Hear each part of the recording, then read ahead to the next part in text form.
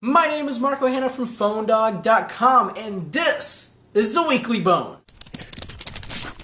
I hope everyone's had a great weekend and Monday so far, but it's time to get in some PhoneDog news, and this week, it's basically all about Samsung. We start off with the Samsung Galaxy Mega 6.3 review, and if the name doesn't give you the hint of how big it is, it's 6.3 inches large. That's how big the display is. Actually, it's a little bit bigger than that, the whole phone.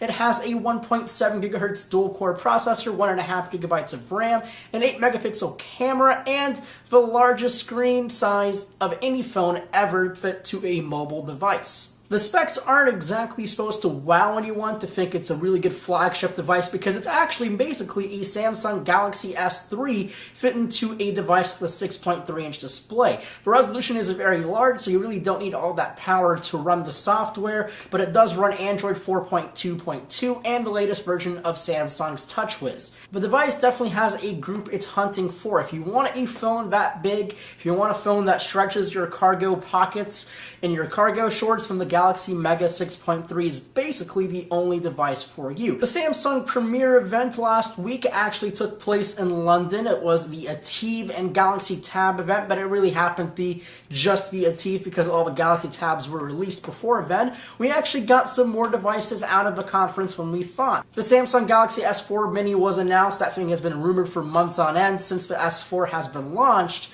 that the S4 Mini was coming, and we finally do have it. The S4 Mini has a 4.3-inch display for resolution of 960 by 540. That means it's a QHD display. And it has a 1.7 gigahertz dual-core S4 Pro processor, an 8-megapixel camera, and 1 gigabyte of RAM. The S4 Mini gets a new sibling as well, the S4 Zoom. The S4 Zoom is basically an S4 Mini, a little bit slower, but has a 10 optical zoom camera. It's a 16 megapixel camera sensor on the back and actual optical zoom on the lens, which means when you turn on the camera, the optical zoom lens will come out of the back of the phone, and you would have a 10 optical zoom lens. Both the S4 Mini and the S4 Zoom, we have no details on when it's coming to market, how much it will cost, but at least we do know they exist. Lastly, Samsung announced a whole new category of device. It's called the Samsung Galaxy NX. So if you know the NX series from Samsung, it's the interchangeable lens camera series